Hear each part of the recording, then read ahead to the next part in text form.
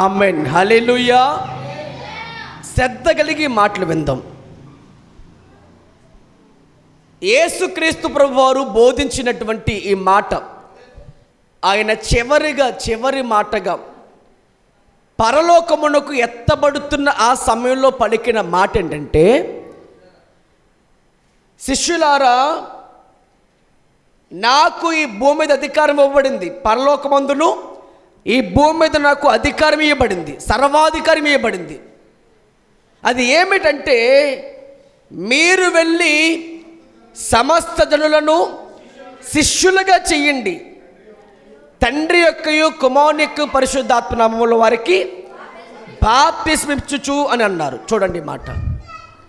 యేసుక్రీస్తు ప్రభువారి భూమి మీద జీవించినంత కాలము కూడా ప్రజలను స్వస్థపరచుచు పాపములో నుంచి విమోచించడానికి క్షమాపణ ఇస్తూ వారందరికీ కూడా ఎలా జీవించాలో తెలియపరుస్తూ యేసు ప్రభువారు పరలోకమునకు ఎత్తబడే సమయంలో శిష్యులకు ఆజ్ఞ ఇచ్చారు. ఆయన ఏమంటే, మీరు వేరే ఏ ప్రాంతంకి వెళ్ళొద్దు, మీకు చెప్పిన వాగ్దానం ఒకటి ఉంది కదా.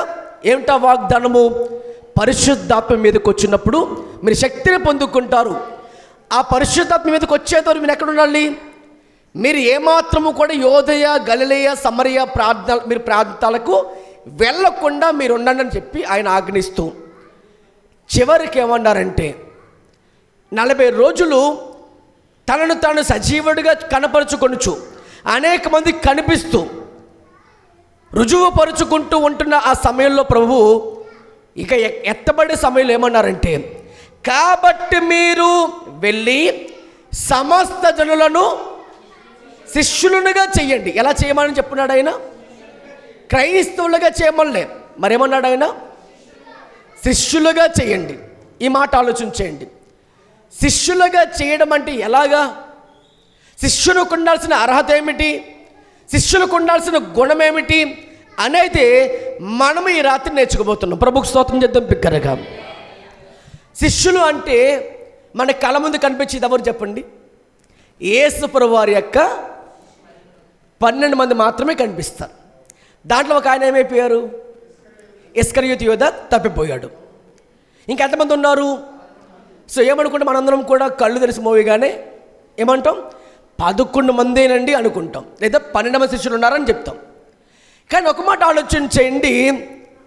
ప్రభు చెప్పిన మాట, వారందరూ కూడా యేసు ప్రభు రాత్రంతా ప్రార్థించి ఉదయానికి ఆయన పిలుచుకుని వారు ఎద్దుండమని కొండెక్కి తనకిష్టమైన వారిని పిలిచిన వారికి అపోస్తలులు లేదా నా శిష్యులు పంపబడిన వారికి బిరుదిచ్చారు. స్తోత్రం చెప్పండి బిగ్గరగా.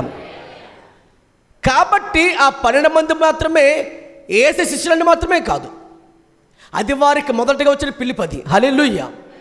మరి వారు యేసు వెళ్ళిపోతే ఏమన్నారు ఇప్పుడు? కాబట్టి మీరు వెళ్ళండి, సమస్త జనులను నాకు ఏం చేయాలి? ఇప్పుడు మీరు శిష్యులుగా చేయండి. ఈ మాట ఈజీగా తీసుకోవద్దు. అంటే ఈ మాటకు చాలా విలువ ఉంది. రేపు మనం అందరము కూడా ఈ బాధ్యత నెరవేర్చకపోతే న్యాయపీఠం దగ్గర అడుగుతాడు ఆయన. ఏమని? ఏం చెప్పండి లెక్క? మీకు అప్పగించిన బాధ్యతగా మీరు శిష్యులయ్యారా? శిష్యులైన మీరు శిష్యులను తయారు చేశారు అడుగుతాడు ఆయన. ఈ లెక్క మనము అప్పగించాల్సిన బాధ్యత ఇది. అంత ప్రభుకు స్తోత్రం చెప్పండి. నెంబర్ 1, ఒకటి మీరు గుర్తించాల్సింది, నేను శిష్యుడయ్యానా లేదా.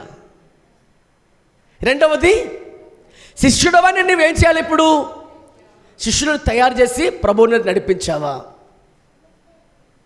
ఈ 2 గుణాలు మనకు కలిగి ఉన్నాయి. 2 కూడా మనకు అప్పగించబడిన బాధ్యతలే. ఆలోచన చేయండి ప్రియ దేవుని బిడ్డలు, అందరూ కూడా ఆలోచన చేస్తూ ఉంటే ప్రభువు చెప్తున్న మాట,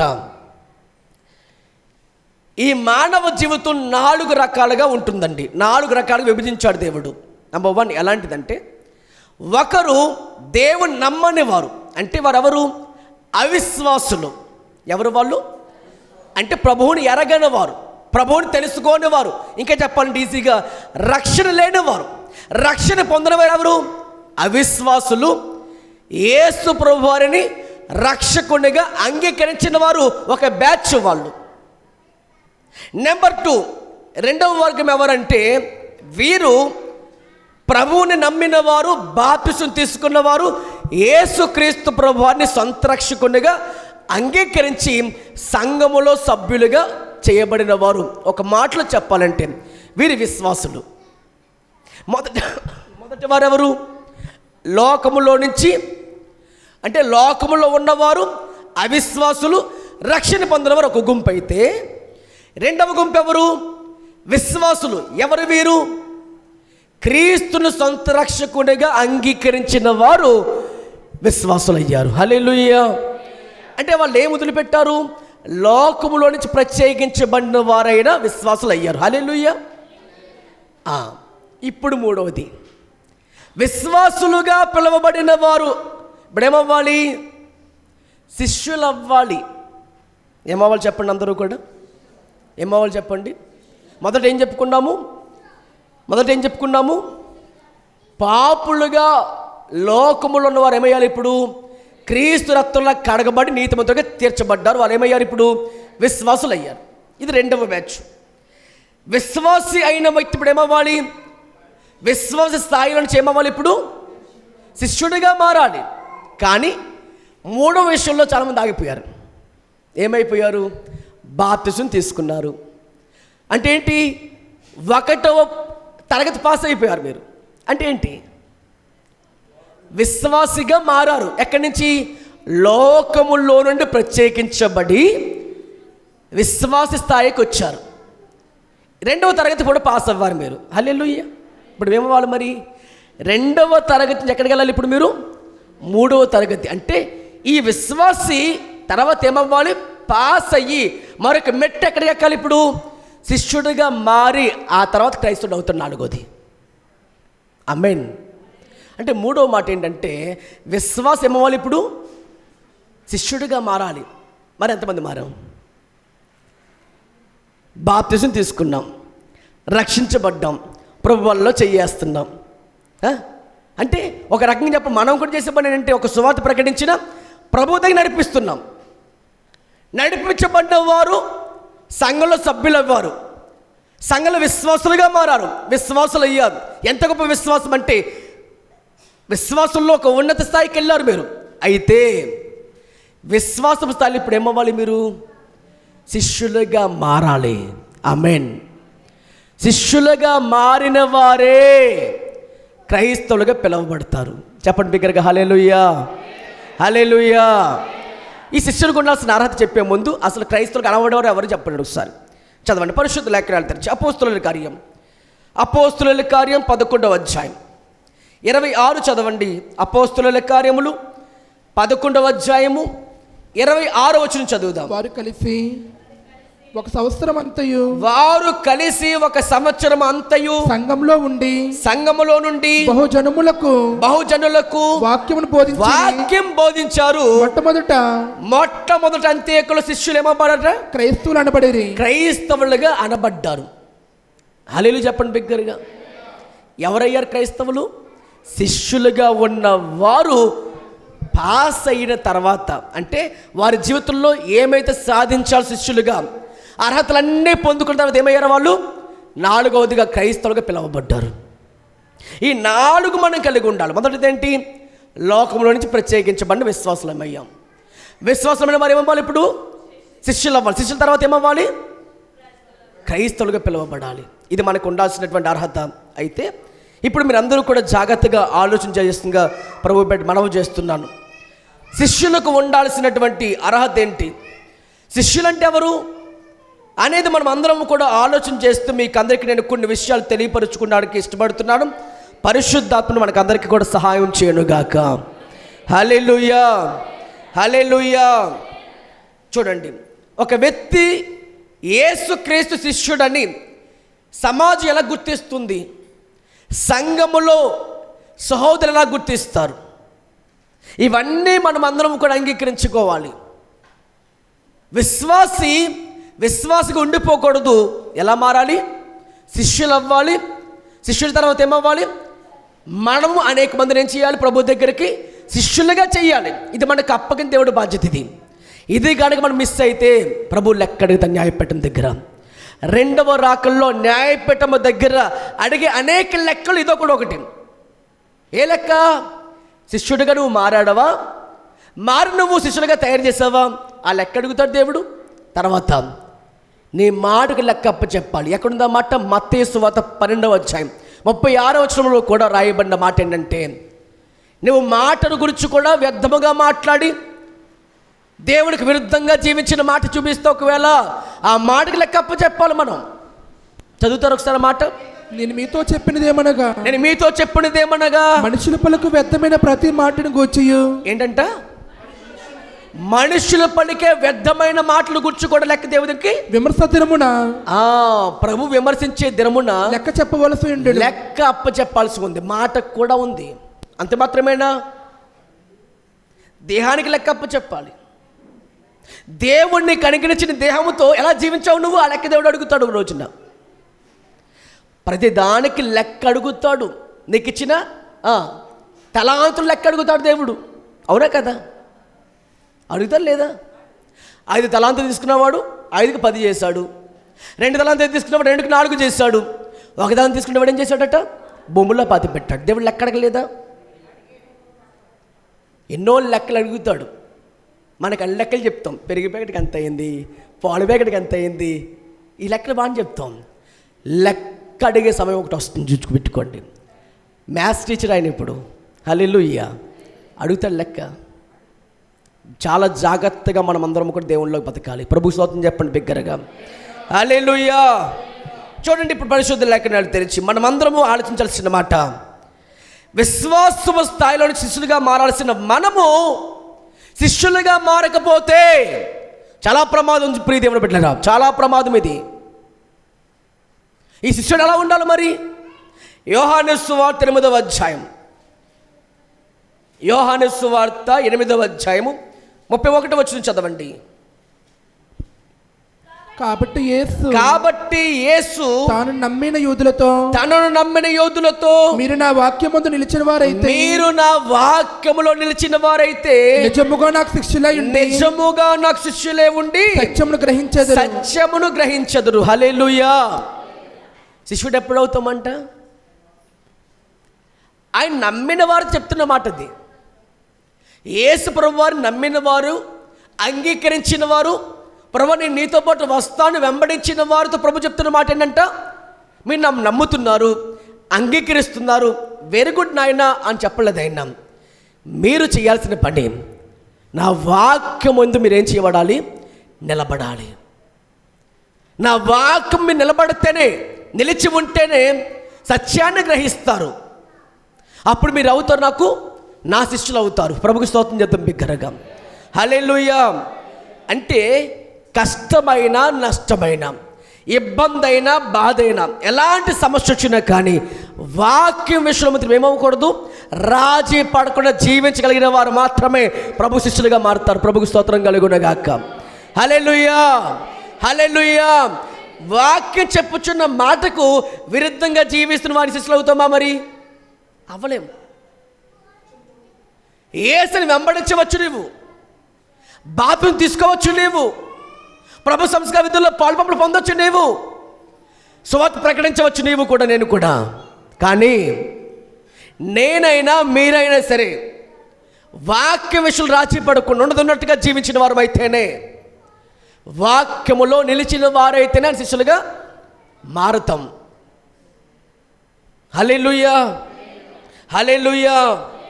చూడండి, దేవుని వాక్యంలో ఉన్నదన్నట్టుగా జీవించడం అనేది కొంచెం కష్టమే, నిలబడడం కష్టమే. కానీ చెప్తున్నాక మళ్ళీ మేము కష్టమైన, చెప్పండి మాట, కష్టమైన, నష్టమైన, ఎలాంటి విషయమైనా సరే ఏం చేయబడాలి? మనం శిష్యులుగా మారాలంటే ఆయన వాక్యములో నిలబడగలగాలి. అలాంటి కృప మనకు దేవుడి రాత్రి దయచేయునుగాక. హల్లెలూయా హల్లెలూయా. ఇది కష్టమా సులభం అంటే చాలా కష్టమే. ఎగ్జాంపుల్ చెప్తా వినండి. మత్తయి సువార్త, తెరవండి అందరూ బైబిల్లోంచి. మత్తయి సువార్త 5వ అధ్యాయం 23 చదవండి. మత్తయి సువార్త 5వ అధ్యాయము నీవు 23వ వచనం చదువుదాం. కావున నీవు బలిపీఠమునొద్ద అర్పణము అర్పించుచు ఉండగా నీ మీద నీ సహోదరునికి విరోధమేమైనా కలదని ఎడల అక్కడ నీకు జ్ఞాపకం వచ్చిన ఎడలు ఏం చేయాలి? అక్కడే బలిపీఠం ఎదుటనే నీ అర్పణము విడిచిపెట్టి మొదట వెళ్ళి నీ సహోదరునితో సమాధానపడుము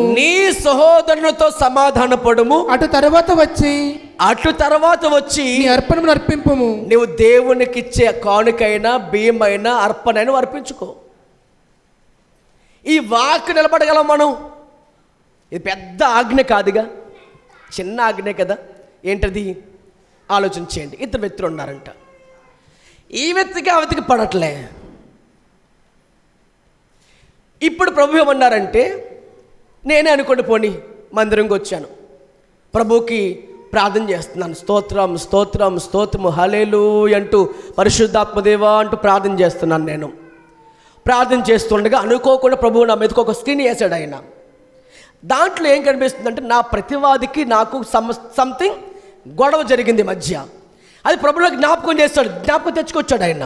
అప్పుడు ఏమవుతుంది, నాకు ఇప్పుడు నా ప్రార్థన అక్కడతో ప్రభు నడిపించట్లే, ఆపేశాడు అక్కడ. ఏంటంటే నీకో వ్యక్తికి ఏం లేదు, ఇప్పుడు మధ్యలో సమాధానం లేదు. సమాధాన పరచువారు ధన్యులు, వారు దేవుని కుమారులు అనబడతారు కదా. మరి దేవుని పడ్డ ఏమంటే ఏం చేయాలి? ముందు సమాధానం పడాలి. నేను ఇప్పుడు ఈ రాజే పడిపోయి అలా చెప్తారు వాక్యం అన్నట్టు నువ్వు అప్పనమ్మకంతో ఉంటే క్షమాపణ లేదు నీకు. మరి ఏమవ్వాలి? ముందు వెళ్ళి మొదటిగా నీ సహోదరునితో ఏం చేయాలి?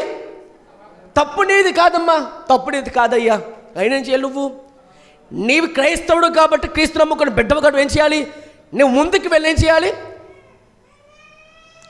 తప్పు అయిపోయిందమ్మా, తప్పు అయిపోయింది నాయన, మళ్ళీ ఇంకెప్పుడు ఇలా జరగదు, ఈసారికి క్షమించి మేము బంధువులం, మనమేమేమిటి బిడ్డలం, దేవుని బిడ్డలం, దేవుని రక్తంలో కడగబడిన వారం, మనకి దొండకూడదు అనేమోవాలి. మనం సమాధాన పడిన తర్వాతనే దేవునికి నువ్వు బలి అర్పిస్తే దేవుడు అర్పణను స్వీకరిస్తాడు. గట్టిగా స్తోత్రం చెప్తాం బిగ్గరగా. అంటే ఇప్పుడు ఏమవ్వాలి చెప్పండి? ఈ మాట ప్రకారం తీసుకుంటే వాక్యములో నిలబడగలిగితేనే కదా నీకు అది ఆశీర్వాదం. ఇప్పుడు పొడిది కష్టమో సులభం అంటే కష్టమే. ఏ అంటే తప్పు నాది కాకుండా వచ్చి క్షమాపణ చెప్పడం కానీ ఏమంటాడు? తప్పు అతనిది కాబట్టే క్షమాపణ చెప్పాడు, ఇటు చేతకను అంటాడు. అవునా? నెంబర్ 2 ఏమంటాడు? ఇప్పుడు నాయనంటే భయం వేసింది కాబట్టి ఇప్పుడు ఏం చెప్పాడు అంటారు. ఒక రకం చెప్పాలంటే చేతకాని వాడువరా కాబట్టి అని అన్న మాట వస్తుంది. ఆయన ఏం చేయాలి? నువ్వు చెప్పాలి. ఎందుకనే కష్టమైనా చెప్పాలి, నష్టమైనా ఏం చేయాలి? వెళ్ళి సమాధాన పడగలగాలి. ఎందుకని? నువ్వు శిష్యుడిగా మారాలంటే వాక్యములు నిలబడగలగాలి. ప్రభుకు స్తోత్రం చేద్దాం బిగ్గరగా. హల్లెలూయా హల్లెలూయా. ఇలా వాక్యం చదివితే నీకు అర్థమవుతుంది. యాకోబు రాసిన పత్రిక 1:22 అంటాడు అక్కడ ఆయన, నీవు వాక్యం మాత్రం వినేసి హృదయంలో మోసపుచ్చుకొని విన్నాను అని వెళ్ళిపోతూ ఉన్నావు అనుకో, అది ఎలాంటిదంటే అర్థంలో మొక్కం చూసుకొని నీవు కొంచెంకి ఏమైపోతావు? మర్చిపోతావు. అది ఎలాంటిదో వాక్యమైన నీవు కూడా ఏమవ్వాలి? దాని ప్రకారంగా జీవిస్తేనే ప్రభువుకు శిష్యుడిగా మారుతావు. ప్రభువుకు స్తోత్రం కలిగి ఉండగాక. చదవండి ఆ మాట. యాకోబు రాసిన పత్రిక 1వ అధ్యాయం 22 చదవండి. మీరు వినివారు మాత్రమే ఉండి మిమ్మల్ని మీరు మోసపుచ్చుకొనకుండా వాక్య ప్రకారం ప్రవర్తించిన వారనే ఉండుడి. వాక్య ప్రకారం ప్రవర్తించిన వారనే ఉండాలి. ఉంటేనేమవుతాం? మనం శిష్యుడిగా మారుతాం. చెప్పండి, ఈ మాట ప్రకారం కష్టమా సులభమా? కష్టమే. కానీ శిష్యులుగా మారడమే కష్టమైతే శిష్యుడు తయారు చేయడం కష్టమా కాదా? అర్థం చేసుకోండి. మాట ప్రకారంగా శిష్యులుగా మారడం అనేది అంత ఈజీ కాదు. కానీ పరిశుద్ధాత్మ సహాయం నీకు ఉంటే, పరిశుద్ధాత్మ ప్రేమ నీలో హృదయంలో కుమ్మరించబడితే, దేవుని ఆత్మ సహాయం నీకు కోరుకోగలిగితే ప్రతి ఆటంకాలు కూడా దేవుడు తప్పకుండా మార్చేస్తాడని. హల్లెలూయా. ప్రభు చెప్పారు ఏమంటే, నీ ప్రవర్తన దేవునికి ఇష్టంగా ఉంటే శత్రువు కూడా మిత్రుడిగా మారిపోతాడంట. హల్లెలూయా చెప్పండి బిగ్గరగా. హల్లెలూయా, హల్లెలూయా. ఎప్పుడు వస్తుంది నీకు ప్రేమ అంటే, నువ్వు వాక్యం వినడం మాత్రమే కాదు, వాక్యాన్ని గైకొనాలి, ప్రేమించాలి, దాని ప్రకారంగా జీవించగలగాలి. ప్రభుకు స్తోత్రం కలుగునుగాక. హల్లెలూయా.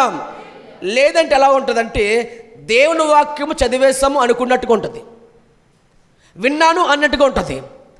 దేవుని వాక్యం ఎలా తీసుకోవాలంటే నీ జీవితానికి, ఇది నా ప్రాణము అని తీసుకోవాలి, ఇది నా ఊపిరి అని తీసుకోవాలి. ఇంకో మాట చెప్పండి, దేవుని వాక్యం అనేది దేవుడిచ్చిన లెటర్ నీకు. అది ఇది చదివి దాని ప్రకారం జీవిస్తే వరుడైన యేసు ప్రభు వారు వధువైన సంఘాన్ని దేవుడు తీసుకెళ్తాడు. ప్రభుకు స్తోత్రం కలుగునగాక.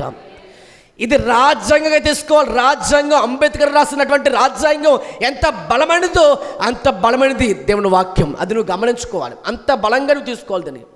ఒక విషయం చెప్పిన, అంబేద్కర్ గారు రాసినటువంటి రాజ్యాంగం కూడా బైబిల్ ప్రకారంగా రాస్తాడు ఆయన. బైబిల్ ఉన్న దాని ప్రకారంగా రాస్తాడు ఆయన. లేదంటే ఎలా ఉండదు ప్రపంచం ఇప్పుడు. ప్రభుకు స్తోత్రం కలుగునుగాక. హల్లెలూయా. ఇప్పుడు మీకు ట్విస్ట్ చేస్తాను చూడండి. లూకాసు సువార్త అందరూ తెరవండి. లూకాసు సువార్త 14వ అధ్యాయం అందరూ తెరవాలి. లూకాసు సువార్త 14వ అధ్యాయం 25-26 చదవమ్మా. బహుజన సమూహములు ఆయనతో కూడా వెళ్ళవచ్చినప్పుడు, బహుజన సమూహములు ఆయనతో కూడా వెళ్ళుచున్నప్పుడు, ఆయన వారు తట్టు తిరిగి ఎవడైనను నా యొద్దకు వచ్చి నా తండ్రిని తల్లిని, తన తండ్రిని తల్లిని, భార్యను పిల్లలను, అన్నదమ్ములను అక్క చెల్లెలను తన ప్రాణమును సహా ద్వేషింపకుంటే వాడిన శిష్యుడు కానరుడు. మత్తయి సువార్త 10వ అధ్యాయం అది కూడా చదవండి. మత్తయి సువార్త 10వ అధ్యాయం కూడా చదవండి. మత్తయి సువార్త 10వ అధ్యాయము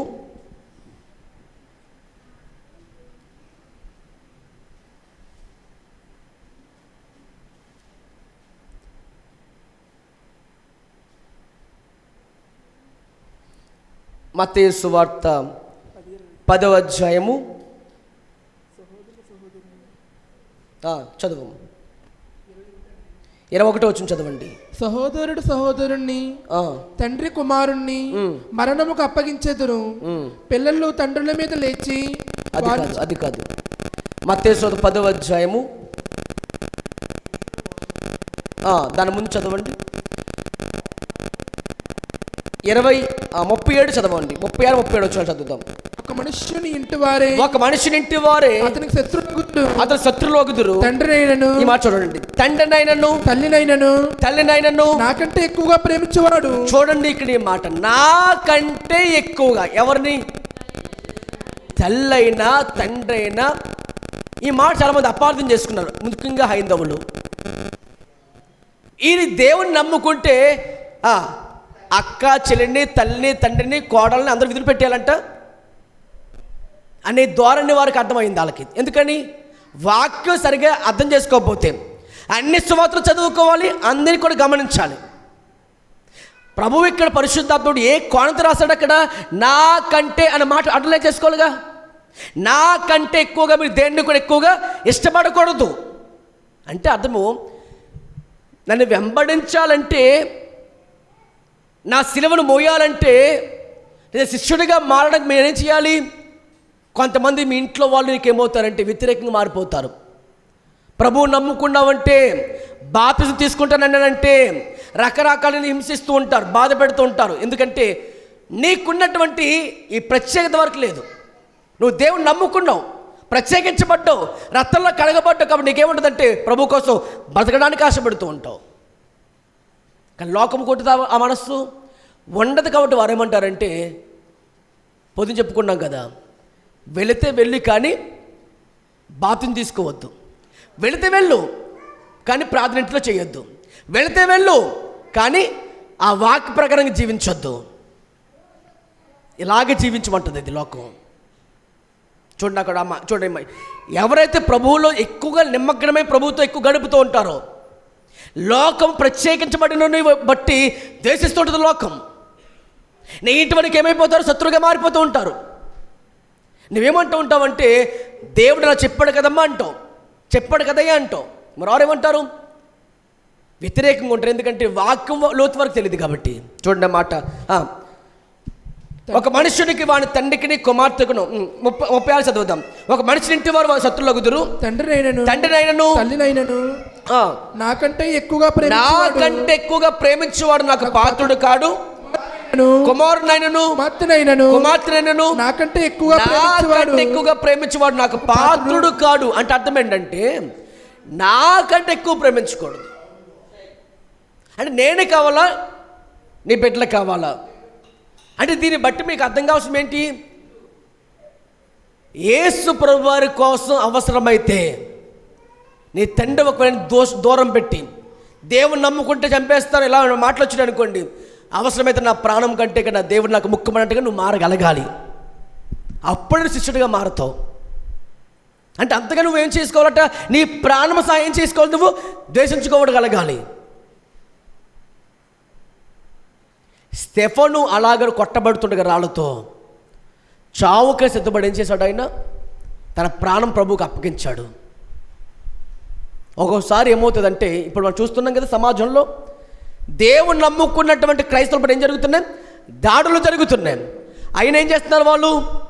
వారన్నిటిని కూడా విడిచిపెట్టి తన ప్రాణము కూడా పక్కన పెట్టి ప్రాణాన్ని కూడా ద్వేషించుకొని నాకు జీవితం ఇచ్చిన దేవుని బట్టి నేను చేస్తానంటే నా ప్రాణం పోయినా పడ ప్రభు కోసం అని చెప్పి అప్పగిస్తున్నా ప్రభు కోసం. ఇంతమంది అతసాక్షులుగా చనిపోతున్నారు, కానీ ఏ ఒక్కరు కూడా నా నోట్లో నుంచి వారి నోట్లో ఏం రావట్లేదు, ఈ దేవుడు మాకు కొద్దు అని చెప్పలేకపోతున్నారు. కానీ అంటే అంతగా వారు ప్రేమిస్తారు ప్రభువుని. మాడు గుర్తు పెట్టుకోండి, ప్రభువును అమితంగా ప్రేమించిన వారు ఎంతైనా ఇష్టపడతారు. అందుకే చూడండి, అబ్రాహాము తన కొడుకుని ఇస్సాకుని ఏం చేశాడట? బలిపీఠం పెట్టడానికి ఇష్టపడ్డాడు. ఎందుకని? దేవుని అమితంగా ప్రేమించాడు కాబట్టి. అంటే అర్థం ఏంటంటే నీకు ఇష్టమైన దాన్ని ప్రభు దగ్గర పెట్టగలగాలి. సమర్పణ అంటే అదే. ఏం చెప్పుకున్నాం? నీకు ఇష్టమైన దాన్ని ప్రభువుకి ఏమో చేయాలి? అప్పగించగలగాలి, సమర్పించుకోగలగాలి. అప్పుడేమవుతావు? ప్రభుకి ఆయన దృష్టికి నువ్వు ఏమవుతావు? శిష్యుడిగా మారగలుగుతావు నువ్వు. హల్లెలూయా చెప్పండి బిగ్గరగా. అందుకనే ప్రభువు కొంతమంది ఎందుకు ఈ చెవులు తీసేయడం, ఈ ముక్కు పొడుగులు తీసేయడం, బంగారం తీసేయడం గల కారణం ఏంటంటే వీటిపై ఏముండకూడదు, వారికి మనస్సు వస్తుందేమో అని చెప్పని దాన్ని పక్కన స్వీకరించి సమర్పించుకున్నారు వాళ్ళు. మరొక విషయం కాదు. అంటే ఒక సమర్పణతో కొన్ని జీవితం వస్తేనే అలా ఒక్కొక్కటి మార్చుకోగలుగుతాం. మరొక ఉద్దేశం వాళ్ళకి, అంతే, వేరే ఉద్దేశం కాదు. కొంతమంది అంటారు విధవరాళ్ళుగా ఉంటావు, తెల్ల బట్టలు వేసుకుంటావు, ముక్కు పొడుగు తీసేసుకుంటావు, చెవులు తీసేసుకుంటావు, నువ్వు ఇంకా ఆ పెందుకొస్తేమో ఆకొస్తేమో ఇంక్రీస్తేమో అంటారా రకరకాల మాట్లాడుతుంటారు. కానీ ఆ సమర్పణ వాడికి అలా దేవుడు ఇచ్చారు. వాడికి బొట్టు పెట్టుకోకపోయినా బంగారం పెట్టుకోకపోయినా పెద్దవాళ్ళు లెక్క ఉండదు. ఎందుకంటే ఎలాగ నీ లోకంలో ఖాళీ చేసేసుకుంటాగా నేను. కాబట్టి వారికి ఆ సమర్పణ వారికి వస్తుంది. మనం ఎవరేం చేయకూడదు? ద్వేషించకూడదు. వాడుకున్న సమర్పణ వాళ్ళది అది.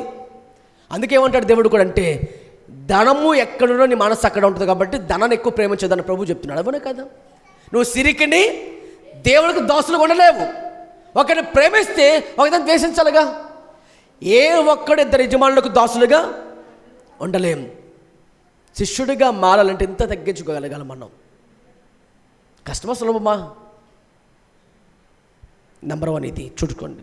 రెండవ మాట చదువుదాం. పరిశుద్ధ లేఖనాలు తెరిచి శిష్యుడిగా మారడానికి ఉండాల్సిన రెండవ అర్హత, యేసును పోలిన వారుగా మనం జీవించలే లోకంలో. చెప్పండి మాట అందరూ కూడా, యేసును పోలి నడుచుకోవాలి మనం. ఎందుకంటే గురువు ఎలా ఉంటే శిష్యుడు అలాగా తయారవుతాడు. గురువు ఎలా ఉంటే అలాగా ఏం చేస్తాడు? శిష్యుడు కూడా నడుచుకుంటాడు. 1 కొరింథీ పత్రిక 11:1 చదవండి. 1 కొరింథీ పత్రిక 11:1. నేను క్రీస్తును పోలి నడుచుకున్న ప్రకారము మీరు నన్ను పోలి నడుచుకోండి. హల్లెలూయా. అంటే నేను ఎవరిని పోలి నడుచుకుంటున్నాను? నేను క్రీస్తును పోలి నడుచుకుంటున్నాను. మీరేం చేయాలి? నన్ను పోలి నడవండి మీరు కూడా. అంటే ఆ చెప్పగలిగే స్థాయికి ఎలా మనం ఏమవ్వాలట? శిష్యుడిగా ఉండాలంటే ఆ స్థాయికి రాగలగాలి. దానికి బెస్ట్ ఎగ్జాంపుల్ చూపిస్తా చూడండి. 1 పేతురు పత్రిక 2వ అధ్యాయం 21 వచనం చదవండి.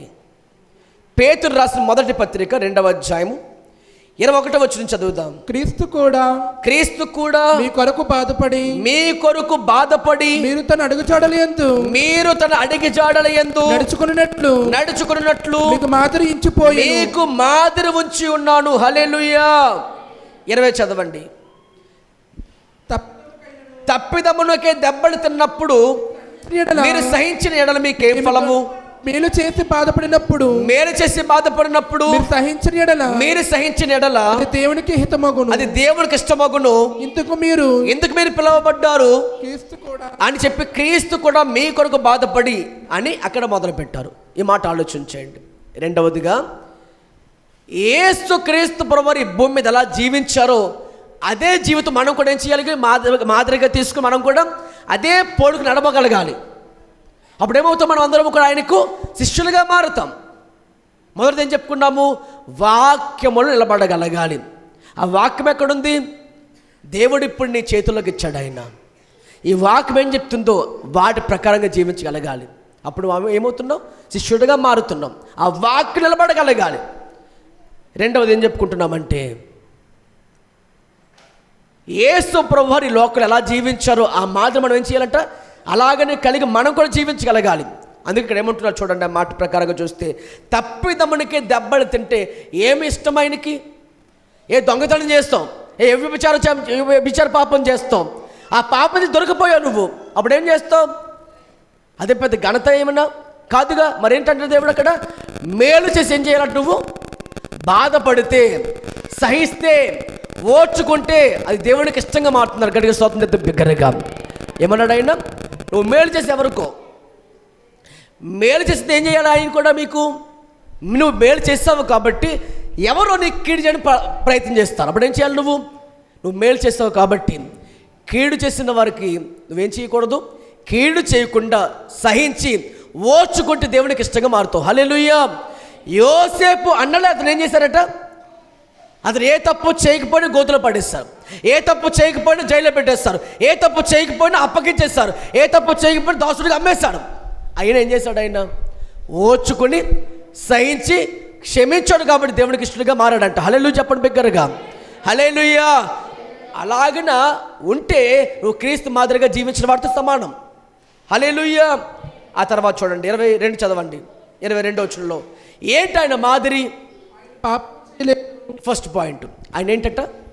ఆయన పాపం చేయాలి. మరి ఏం చేయాలి? మనం కూడా ఆయన పరిశుద్ధంగా ఉన్న ప్రకారం మనమును పరిశుద్ధంగా జీవించాలి. పాపం చేయకూడదు. ఇది నీకు ప్రభు ఇస్తున్న ఆజ్ఞ.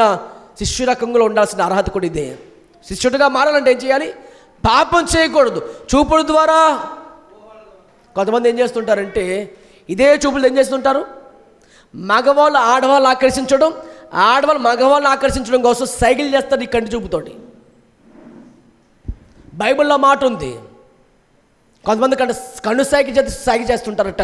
దేవుడు దానికి చూస్తాడంట, దేవుడు కన్ను సైకిలతో చేసేది.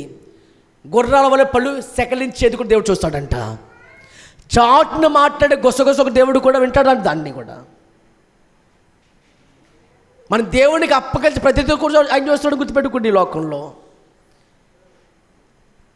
ఇంకా ఆయన చూసి చూడడానికి ఉన్నాడు కాబట్టి ఇంకా మనం ఎలా ఉన్నాం. ఆయన పరిశీలనగా చూస్తే ఎవరు నిలబడతాడు ఆయన ముందు? అంటే ఎందుకు? ఇప్పుడు ఎగ్జామ్ రాస్తుంటారు పిల్లలు. మేము దగ్గరికి వెళ్ళినప్పుడు ఏమీ తెల్లనట్టుగా కూర్చుంటాడు, అలాగా రాసేసుకుంటాడు. అలాగా ఆ పక్కన ఏం చేస్తున్నాడు? అక్కడ వెంటనే పేపర్ పైన ఆ స్లిప్ ఏదో ఉంటుంది, ఇలా జాగ్రత్త రాసేస్తాడు. కరెక్ట్గా కానీ చూస్తే ఏమవుతాడు? వాడు వెంటనప్పటికీ డిబార్ అయిపోతాడు. అవునా కదా? దేవుడి దృష్టిలో కూడా అంతే. దేవుడు కనుక పరిశీలనగా చూస్తే ఎవరు నిలబడతాడు? ఈ లోకంలో ఎవరు నిలబడలేడు. ఎందుకంటే అందరూ ఎలాంటి వాళ్ళు? అందరూ పాపులే. నీతిమంతుడు ఎవడు కూడా ఈ లోకంలో లేడు. చూడండి మాట ప్రకారంగా. అంటే చూడండి మాట, ఆయన పాపము చేయలేదు, ఆయన నోట ఏ కపటము కనబడలేదు, ఆయన దూషింపబడి బదులు దూషింపలేదు, ఆయన శ్రమ పెట్టబడి బెదిరించక న్యాయముగా తీర్పు తెచ్చి దేవునికి తను పూర్తిగా దేవునికి అప్పగించుకున్నాడు. హల్లెలూయా. హల్లెలూయా. అంటే ఒక మాటలో చెప్పాలంటే, నువ్వు క్రీస్తు పోలు నడుచుకుంటే శ్రమలు వస్తాయి, నిందలు వేయబడతాయి, అవమానం కలిగినప్పుడు ఏం చేయాలి? నువ్వు తప్పకుండా ఏం చేయాల్సిన పని అంటే ఓర్చుకోగలగాలి, సహించగలగాలి, పగ తెచ్చుకోవడం నీ పని కాదు, నా దేవుని పని నువ్వు ఏం చేసుకోవాలి, ఆయనకి అప్పగించేసుకోవాలి. అంతా కూడా దేవుడు చూసుకుంటాడు అని అప్పగించగలగాలంట. ఇది శిష్యునికి ఉండాల్సిన అర్హత. హల్లెలూయా చెప్పండి బిగ్గరగా. యోహాను సువార్త 13 చదవండి. యోహాను సువార్త 13వ అధ్యాయము 34-35 చదువుదాం. యోహాను సువార్త 13వ అధ్యాయం మీరు నొకరినొకరు ప్రేమింపవలనని 34-35 వచ్చినాడు. మీరు నొకరినొకరు ప్రేమింపవలనని మీకు కొత్త ఆజ్ఞ ఇచ్చుచున్నాను. నేను మిమ్మల్ని ప్రేమించినట్టే మీరును ఒకరినొకరు ప్రేమింపవలను. ఒకరినొకరు ప్రేమించవలనని, మీరు ఒకని ఎడల ఒకడు ప్రేమ గలవారిని ఎడల, ప్రేమ గలవారు అయిన ఎడల దీన్ని బట్టి మీరు నా శిష్యులని తెలుసుకుంటున్నారు. అందరూ తెలుసుకుంటారు. ప్రభుకు స్తోత్రం చెప్పండి బిగ్గరగా. అంటే సహించడంలో మాత్రమే కాదు, పాపం చేయకపోవడంలో మాత్రమే కాదు, నోట కాపటం లేకపోవడం మాత్రమే కాదు, దూషించబడి మొదలు దూషింపకుండా ఉండడం మాత్రమే కాదట, ప్రేమలో కూడా ఏం చూపించాలి, నువ్వు మాదిరి చూపించాలి. ఎలా చూపించాలి మాదిరి? పాత్ర ముందర ప్రభు చెప్పిన మాట, నిన్ను వాళ్ళు పొరుగువాన్ని ప్రేమించమన్నారు. అది ఎంత కఠినమైన ఆజ్ఞ అంటే, ఏ ఒక్కరు అలా ప్రేమించగలమా చెప్పండి? నువ్వు ఎలా ప్రేమించుకుంటున్నావు? నీకు తోట ప్రేమించగలవు నువ్వు? ఎవరిని ప్రేమించడం అలాగా. కానీ యేసు ఇచ్చిన కొత్త ఆజ్ఞ ఏంటంటే, నేను ప్రాక్టికల్గా చూపిస్తున్నాను మీకు. ఎలాగా? నేను మేలు చేసి ఏం చేశాను? నేను మేలు చేశాను. ఎవరికి? అందరికీ స్వస్థపరిచాను, గాయాలు తాకాను, ముట్టాను. ఆయనకేమొచ్చింది? ఎదురు దెబ్బలు తగిలినాయి. నన్ను ఏమన్నారు? దయ్యం పట్టినవాడు అన్నారు ఈ లోకం. నన్ను ఈ లోకం సిలువ వేసింది, గడ్డం పీకింది, ఉమ్మి వేసింది. అప్పుడు ఏం చేశాను? నేను సహించాను. మరి నా శిష్యులకు మీరు కూడా ఏం చేయాలి? ఈ లోకంలో సహించగలిగితేనే ఆ ప్రేమ మీకే ఉంటే కనుక ఏం చేయాలి మీరు కూడా అంటే శిష్యులుగా మారాలి. మరి ఇక్కడ చెప్తున్న మాట చూడండి, ఇక్కడ ఏమంటున్నారు చూడండి. ఇక్కడ మీరు ఒకరినొకరు ప్రేమించుకోవాలని నేను కొత్త ఆజ్ఞిస్తున్నాను. ఎలా ఆజ్ఞిస్తున్నా ప్రభు అంటే, నేను మిమ్మల్ని ప్రేమించినట్లే మీరును ఒకరినొకరు ప్రేమించవలను. మీరు ఒకరినొకరు ప్రేమించగలిగిన వాడు అయితేనే మీరు నా శిష్యులు అని అందరూ తెలుసుకుంటారు. క్రీస్తు ఎలాగైతే ప్రేమించాడు ఈ లోకములో, తన శిష్యుడైన ఇస్కరియోతు యూదా సహా ఎలా ప్రేమించాడు ఆయన, అంతవరకు ప్రేమించాడు. శత్రువుడు కూడా ప్రేమించాడు ఆయన. అలా ప్రేమించిన ప్రేమను ధర్మశాస్త్రము కంటే ఎక్కువగా ప్రేమించాడు ఆయన. ఎంతగా ప్రేమించాడు ఆయన? తన ప్రజల కోసం ప్రాణం పెట్టడానికి కూడా ఆయన ప్రేమించాడు. ప్రాణం పెట్టడానికి ప్రేమించాడు ఆయన. ప్రాణం పెట్టినందుగా ప్రేమించాడు ఆయన. అంత ప్రేమ చూపించిన వారు ఆయన అయి ఉంటే, మనకు ప్రభు ఇస్తున్న ఆజ్ఞ, మీరు నా శిష్యులు అవ్వాలంటే ఏం చేయాలి? మీరు కూడా మీ తోటి వారిని ప్రేమించాలి. ఎంతగా ప్రేమించాలి? నేను మిమ్మల్ని ప్రేమించినంతగా ప్రేమించాలి, మిమ్మల్ని క్షమించినంతగా క్షమించాలి. అంతగా క్షమించగలిగితే మీరు ఏమవుతున్నారు జీవితంలో అంటే, నా శిష్యులుగా మీరు మారుతున్నారు. ప్రభువు స్తోత్రం చేద్దాం బిగ్గరగా. ఇక 3వ మాట చెప్పి ముగించుకుందాం. పరిశుద్ధ లేఖనాలు తెరిచి అపోస్తుల కార్యం 1:4 చదువుదాం. అపోస్తుల కార్యం 1:4. ఆయన వారిని కలుసుకొని ఇలాగూ ఆజ్ఞాపించెను, మీరు యెరూషలేము నుండి వెళ్ళక నా వలన వినిన తండ్రి యొక్క వాగ్దానం కనిపెట్టుడి. యోహాను. హల్లెలూయా. అంటే 3వ మాట, మీరు పరిశుద్ధాత్మను కలిగి జీవించండి. ఆయన ఏం చెప్తే మీరు దాన్ని పాటించండి. ఆ బోధ మీరు వినండి. ఆయన ఆదరణకర్త, మీకు మూలపురుషుడు ఆయనే. ఆయన మీలో ఉంటాడు. పాపమును గూర్చి, లోకము గూర్చి, తీర్పును గూర్చి మిమ్మల్ని ఒప్పింపజేసేది ఆయనే. మిమ్మల్ని అనాథగా విడిచిపెట్టట్లేదు నేను. ఇదిగో మీకు చెప్తున్న మాట, మీరు ఆయనను కలుసుకొని వారిని ఎలాగైనా వారికి ఆజ్ఞాపించుము, యెరూషలేము నుండి వెళ్ళకుండా నా వలన తండ్రి యొక్క వాగ్దానం కనిపెట్టండి. ఏంటా వాగ్దానము? పరిశుద్ధాత్మ దేవుడి కోసం మీరు కనిపెట్టండి. ఆ వాగ్దానం కోసం వారు ప్రార్థించిన తర్వాత ఏమవుతున్నారు? వాళ్ళు ఆత్మను పొందుకున్న తర్వాత వారు పరిచర్య ప్రారంభించారు. నువ్వు ఏం పని ప్రారంభించాడు ప్రభు కొరకు, ఏం పొందాలి నువ్వు జీవితంలో అంటే ఖచ్చితంగా ఆత్మ సహాయం పొందుకోవాలి. ఆత్మను కలిగి ఉన్నావు. మళ్ళీ చెప్తున్నాను మీ అందరికీ కూడా, మీలోనే పరిశుద్ధాత్మ ఉన్నారు. మీరు మోకరించి ప్రార్థన చేసి ప్రభువుని అడగగలిగితే, పరిశుద్ధాత్మ దేవుడు నాకు సహాయం చేయని అడగగలిగితే తప్పకుండా మీకు ఆయన సహాయం చేస్తాడు. ఎప్పుడైతే నువ్వు ఆత్మను కలిగి ఉన్నావో తప్పకుండా వారి శిష్యుడిగా మారుతావు. నువ్వు నీ సొంత శక్తి చేత ఆధారపడవద్దు. దేవుని ఆత్మతో నువ్వు ఆధారపడగలిగితే, ముందుకు వెళ్ళగలిగితే నడిపించేది ఆయనే, శిష్యులుగా మార్చేది కూడా నీ జీవితంలో కూడా ఆయనే అయి ఉంటారు. మీరు గమనించుకొని ముందుకు కొనసాగబడాలి. ఈరోజున మనం విన్నటువంటి ఈ 3 మాటలు ఒకసారి ఆలోచన చేసుకుందాం. ఏంటి ఆ 3 మాటలు? నెంబర్ 1, శిష్యుడిగా మారాలంటే ఏం చేయాలి? వాక్యములో నిలబడాలి. కష్టమైన, నష్టమైన, ఇబ్బంది అయినా, ఇరుకని ఏం చేయాలి? నువ్వు జీవితంలోని వాక్య ప్రకారంగా జీవించడానికి నువ్వేం చేయాలి? సంసిద్ధులు అవ్వాలి. అలా జీవించిన వారు ఏమవుతున్నారు? శిష్యులుగా మారుతాం ప్రభువు దృష్టిలో. ఆ శిష్యులు ఏమవుతాం? చివరికి క్రైస్తవులుగా పిలువబడతాం. హల్లెలూయా. రెండవది ఏం చెప్పుకున్నాము? నువ్వు మేలు చేసి సహించాలి. అంటే ఒక రకంగా చెప్పాలంటే యేసుక్రీస్తు ప్రభు వారి వల్ల నువ్వేం చేయాలి? ఈ లోకంలో జీవించాలి. కష్టమేమీ కాదు. ఏంటే పరిశుద్ధ నీలోనే ఉన్నాడు. ఆయనలా మారుస్తున్నాడు. నేను రోజుకి ఆయన నిన్ను మారుస్తున్నాడు, నిన్ను చెక్కుతున్నాడు. ఆయన ఒక శిల్పగా చెక్కుతున్నాడు నిన్ను. కాబట్టి నువ్వు ఆయనకి పూర్తిగా అప్పగించుకుంటే తప్పనిసరిగా నిన్ను ఆ రీతిగా మార్చుకుంటాడు. ప్రభుకు స్తోత్రం చేద్దాం బిగ్గరగా. ఇక 3వది ఏం చెప్పుకున్నామంటే, ఏం చెప్పుకున్నాం చెప్పండి? పరిశుద్ధాత్మ నడిపింపులు మనం ఉన్నప్పుడే శిష్యులుగా మారగలుగుతాం. ఈ 3 మాటలు మన హృదయంలో పెట్టుకుందాం. ఇప్పుడు చెప్పండి, క్రైస్తవుడు ఎలా మార్చబడ్డాడు? క్రైస్తవుడిగా మారాలంటే మనకి ఎన్ని మార్గాలు ఉన్నాయి? మనకి 4 మాటలు ఉన్నాయి. ఏంటో ఒకటి లోకంలో ఉన్నవారు ఏమయ్యాము? అవిశ్వాసులు విశ్వాసులుగా నీతిమంతులుగా తీర్చబడ్డాం. తర్వాత శిష్యులు అయ్యాం. తర్వాత ఏమవ్వాలి?